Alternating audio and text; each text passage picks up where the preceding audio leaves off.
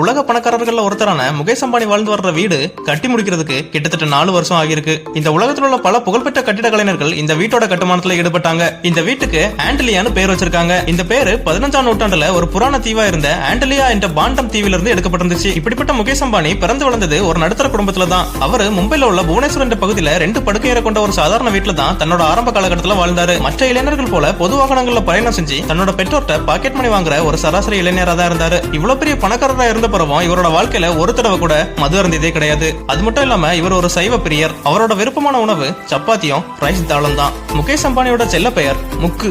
முகேஷ் அம்பானி பொது மேடைகள்ல கூட பேசுறதுக்கு தயங்குவாராம். ஏன்னா இவருக்கு அந்த அளவு கூச்ச சுபாவம் இருக்கு. இவர் வசிக்கிற வீட்டோட மதிப்பு $1 பில்லியன் அமெரிக்க டாலர். 27 மாடிகள் கொண்ட இந்த வீட்டுல 1000க்கும் மேற்பட்ட பணியாளர்களும் இருக்காங்க. இவருக்கு சொந்தமா 25 கோடி மதிப்புள்ள ஒரு வேன் இருக்கு. இத காராவும் பஸ்ஸாவும் பயன்படுத்தலாம்.